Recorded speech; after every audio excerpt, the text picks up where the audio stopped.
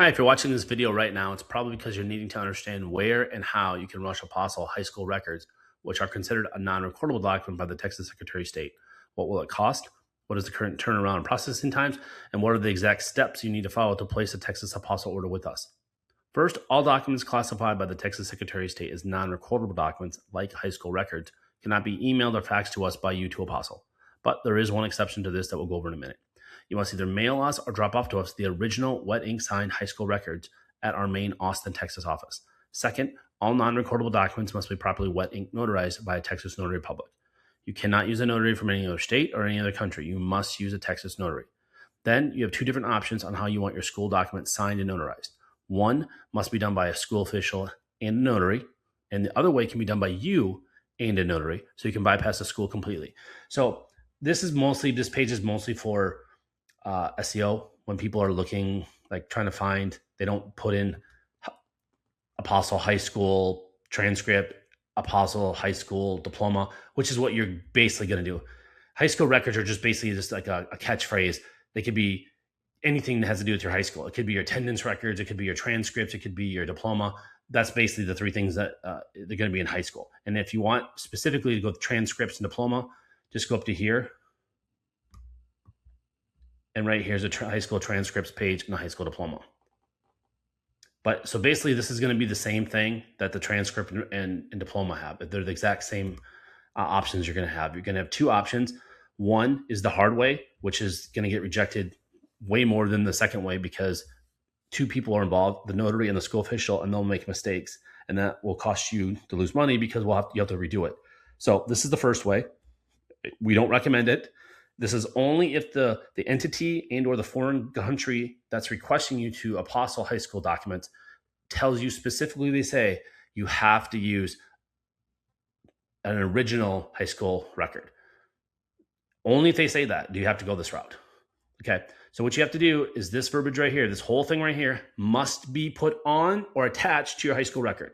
So if it's like a high school transcript or a high school diploma or attendance records, on the back side of it, because usually they're not double-sided. Transcripts can be double-sided sometimes. The diploma for sure is only going to be one-sided. So you can write this on the back of it, this verbiage, handwrite it, print in handwriting, print, not cursive. Or better yet, just attach it. Just click this PDF and it will download everything you see highlighted here. And then you just print this letter out and attach it to your high school records. Okay, so a school official has to state, I certify the high school records of print student's name. So you're going to have your name printed right there. You're the person's name or your kids on the high school record is the true, exact, complete, unaltered original document. And the school official has to sign. And very important, they have to put the title. So make sure they put their title. Whatever their title is, they have to put that there. And then the notary is going to sign their name right here, put the county of wherever your high school is at, because that's where the notary is going to be done at. And then very important, they don't mess this up. This happens all the time. If they make this mistake, one of these mistakes, your document's getting rejected. It clearly says here, print school official's name. Print school official's name. We will see the notary being dumb and the notary will print their name there or they'll sign their name there. Both times your document's getting rejected by the state. Okay. Or we'll see them print your name or whoever's on the high school record. So if it's your high school records or if your children's high school or grandchildren's high school records, they will print the name of the student who's on the high school records there. Also wrong. So any of those three ways, the state of Texas is going to reject it because of notary error, and then you're going to be out the money and have to do this all over. So don't assume the notary or the school knows what they're doing. Most of them do not. So just make sure you follow these directions and put this exact verbiage. Again, something to this effect, very close to this effect, right? So if they tweak it a little bit, for the most part, this is verbatim. This is what you should have. You're 100% going to get approved for an apostle if you have this on your records. So if you go off of this, then that's on you that it could be rejected by the state because you're not following our instructions. Okay, the second option is the way, way, way easier option that you control, because this way we've seen it take weeks to maybe even a month or two before the high school will get this done for you. So this is the easier option that you can control. So what you're going to do is you're going to make a photocopy of your high school record, and then you're going to make a certified copy affidavit and get it notarized. So this verbiage right here, if your name is on the high school record, or if you are the parent of the high school student on there, you're going to print the name right here. Print school record holder's name. So that record holder could either be the parent of the high school student or the actual high school student. If you're, a grown up now and you go to college and you're adult, 18 or older, then you would be the holder, whoever's on there. Okay. You're going to print your name there. And again, same as before, you must print your name exactly the way it is on your diploma or on your high school records, I should say, diploma or transcripts, whatever it is. So however your name is printed, if it says John D. Doe on your high school records, you have to make sure you print your name John D. Doe. If your full middle name is printed on your high school records, so it's John Douglas Doe, you have to print your name that way. If no middle name or middle initial is on your high school records, you cannot put that on right here. It has to be exactly what it is on your high school records. You're going to sign it right here. And then, very important, the notary will mess this up all the time. This is the notary part right here. Okay, notary is going to print whatever county they're getting the notary done at. Notary is going to sign right here. And this is where they mess up all the time too. It clearly says here, print school record holder's name. You are the record holder, so they print your name. We have seen the notary will print their name there. The notary will sign their name there. So just make sure that they don't mess that up. You can also use a Texas e-notary, which is also called an online notary, virtual notary, or remote notary to notarize your document via Zoom if you don't currently reside in Texas or the U.S. In this scenario, you can use our Contact Us page to upload and send us your electronically signed and notarized document. So you never have to mail or drop off anything to us. And to get to our Contact Us page from here, just click on right here. You can click on her, or you can click right there. On our Texas Apostille order form page that you can access by clicking on the order form button at the very bottom of this page, you will need to complete the online Texas Apostille order form, then print it out, and then drop it off or mail it to us along with a prepaid return FedEx or UPS shipping label so we can mail all your documents back to you or to whomever in the world you want. And again, if you're going to use the e-notarization way, you don't have to mail or drop off anything to us. You're just going to go to our Contact Us page and upload 3 PDFs. The first PDF is of your certified copy affidavit that you got e-notarized and a photocopy of your high school records, and that can all be in one PDF. The second PDF is a PDF of your FedEx or UPS shipping label, return shipping label. And the third PDF is our order form page. So when you go to our order form page, instead of printing it out on your printer, you're going to go to your printer options and choose the option where it says save as PDF. So when you go to print, it will save it as a PDF on your computer. And then you take that PDF, you upload to our Contact Us page, and that's it.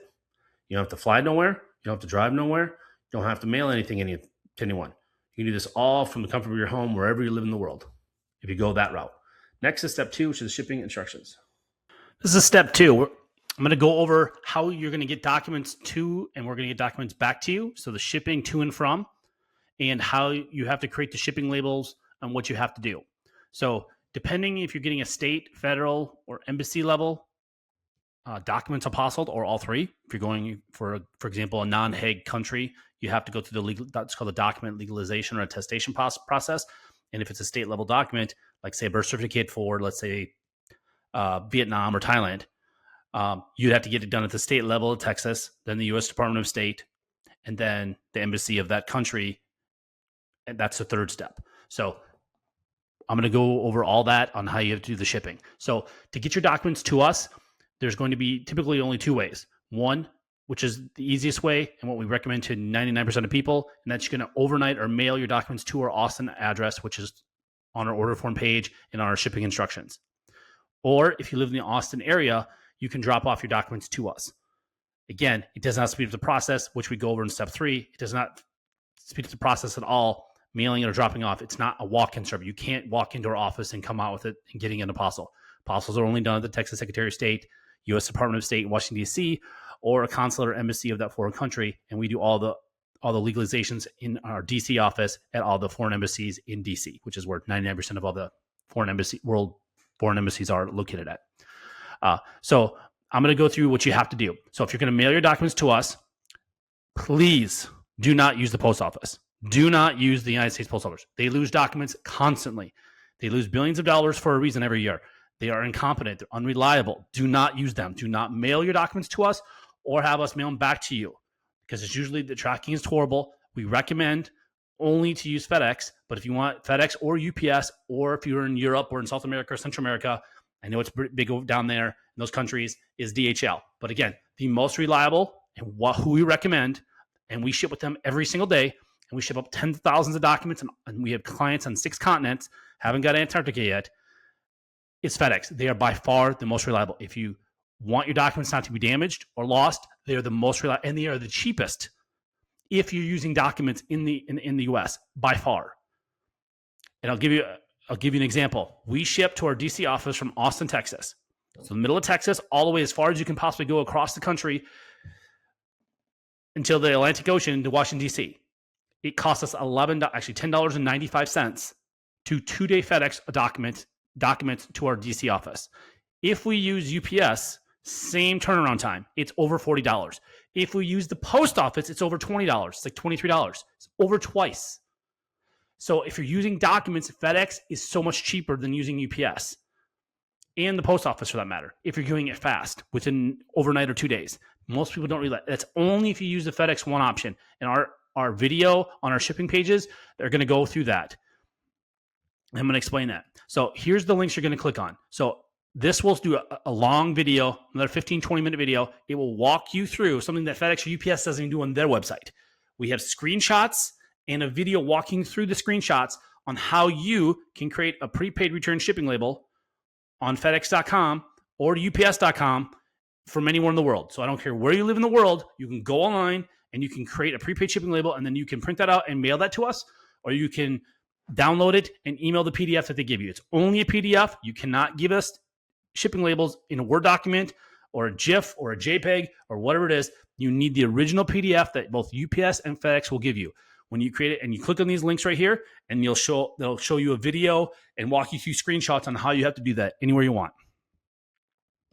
Okay. And then if you're doing internationally, you have to do what's usually called a customs invoice or customs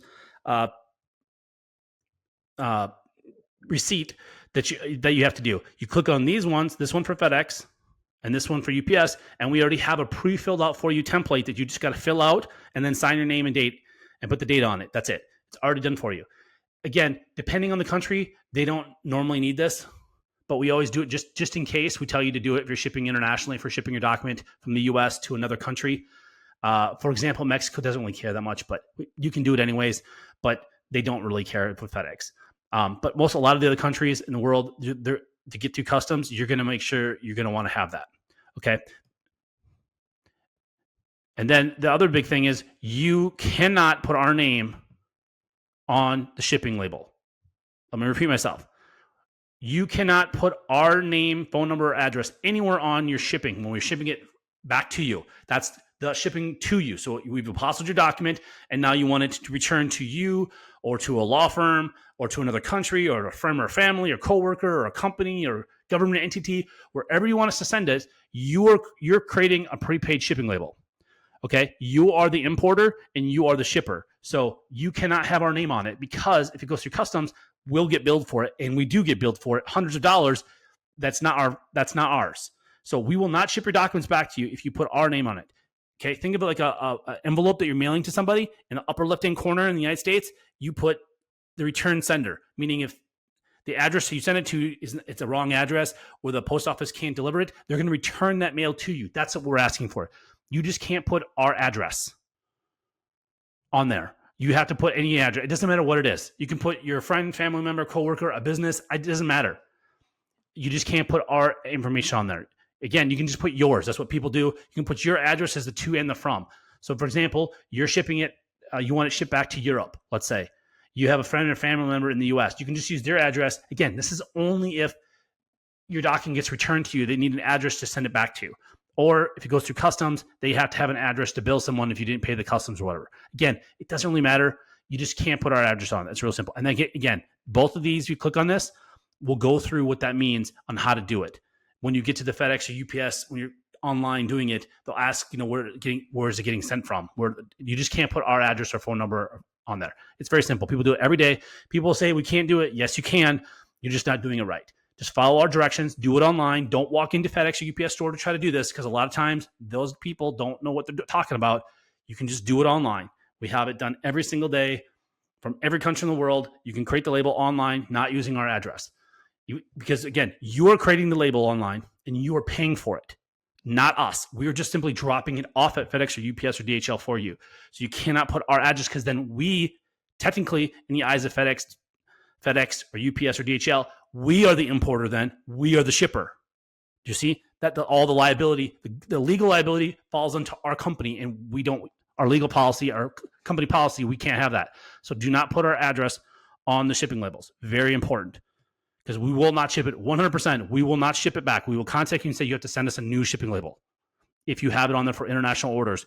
Our address and phone number and name cannot be on, specifically if it's going for international, we will not ship it back. So very important, if you're on a time crunch and you need these documents back, that's going to delay it potentially days for you to get us a new label and us contacting you. So please follow these directions and do not put your our name or address or phone number on this prepaid shipping label.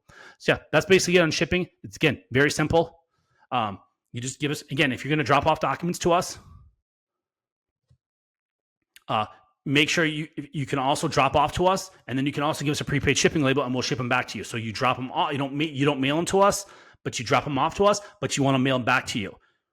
A lot of people do that as well. So you go online, create the shipping label, and when you drive to our Austin locations, you drop off your documents, and then the same day, the next day, 2 days, as we go over in step 3, how long it takes the Secretary of State to issue them, or the federal government, or the embassy, then we'll ship it back to you. So that's about it. Thanks. This is step 3. I'm going to go over the current pricing that we have, and if you're going to drop off documents to us, and our turnaround times that are as of today, November 30th, 2025. So if you're going to drop off documents to us, what you're going to need to do is you're going to need to print off our order form that you do online, which you're going to click down here, right here. By clicking this, you'll go to our order form page, and that's what you're going to fill out online and then print it out. And there's another video there that will go through how to fill out the order form and all that stuff. So if you're going to mail your documents to us, which is what most people do, you print out our order form, and then you send that along with your documents like we state in step 2, you send it to us. If you're going to drop off your documents to us in person, which does not speed up the process, and I'm going to go over that, if you're going to drop it off in our Austin office, which is the only location, not Houston, not Dallas, only our Austin office, you can drop it off, your documents. So if you live in the Austin area, you need to print off our order form and then bring that in along with your documents. And then I'm going to go over right now our cutoff times. So for same-day service, what that means is we're going to file your legal documents with the Texas Secretary of State if we get your documents by 12 p.m. Central Standard Time, Monday through Friday, excluding any major federal or state holidays. So whenever the Secretary of State is open, and they're actually closed more days than just the federal and state, like for 4th of July this year, they closed the Monday after 4th of July. That wasn't a federal holiday. And they closed this week, Wednesday, before Thanksgiving, and that was not a federal holiday. Or Black Friday, they are closed as well. That's not a federal holiday, but they're closed. So they're closed for 3 days this week, and they'll be closed for 3 days for Christmas. They've already announced the day before Christmas Eve Day. So Christmas Eve Day, which is not a federal holiday. So whenever they're closed, we cannot file your document. Just make sure you know that, so you're aware with the turnaround times. No company can file your documents unless the Secretary of State is open. So I just want to be clear about that. So if we get your documents by 12 o'clock Central Standard Time, Monday through Friday when they're open, we are going to guarantee if we get them by 12 o'clock, we are going to file them with the state of Texas. Then, depending on their turnaround times, they change. We don't control this. No company, no person controls how fast they're going to turn them around. As of right now, and we change this every single month. Like right now, in a few hours, this is going to change to December 2025. So if you're watching this video in the future, in 2026 or 2027, forget what you're seeing on this video. Whatever it says right on this page right here, this is what the current turnaround time is going to be for the Secretary of State. And I'm going to go through this on our examples. So as right now, November 2025, it takes between 0 and 2 business days for the Secretary of State to issue apostles on documents. And what I'm going to explain what 0 days means. Okay? So we give some scenarios here. So if we receive your paperwork by mail or drop off by noon Central Time, we're going to file your documents. Then it's possible, not probable, the Secretary of State is going to issue your apostille the same day. So same day means 0, meaning we're going to get your document by or before noon of that day. We're going to file it that day, and they may issue it that same day, and we're going to mail back to you the exact same day. That is 0 days. Or it could take them up to 2 business days after we file it to them have them issue to you. Okay, so I'm going to explain our examples here. So scenario 1, We receive your documents before or by our noon Central Standard Time cutoff time on a Monday, and then we file it that same day. The Secretary of State will either issue an apostille on your documents the same day, which is 0 days. The next business day, they might do it, which is 1 day, or 2 business days. So the worst case scenario, you're going to get it and mail back to you is on Wednesday. So that is the best case scenario if we get your document by 12 o'clock. Okay. Example number 2 is if we get your document after noon Central Time. So if you mail it to us and we get it at 2, 3 o'clock in the afternoon from UPS or FedEx or DHL, or you drop it off at our office at 2, 3, 4, 4:55, we have people right before 5 o'clock drop it off on that same Monday, we're going to file it then we can only file it the next day. We're going to file it the next business day. And then they could issue it that same day. That's 0 days. They might issue it the next business day, 1 day, or 2 business days. So worst case scenario, we can pick it up and mail it back to you on that Thursday. So again, both scenarios, if we get your document on a Monday, we get it before noon or after noon, it's going to be Wednesday or Thursday. So again, the absolute worst case, unless there's a zombie apocalypse or an orc uprising or alien invasion, if you do it on Monday, it's going to be mailed back to you on Thursday. Worst case, best case, it can be mailed back to you on Monday. So just to go through that. And I cannot stress this enough. If you're traveling to our main office in Austin, dropping off your documents instead of mailing to you does not speed up the process. It doesn't matter if we get them by drop off or by mail before noon or after. It's going to be the same turnaround time.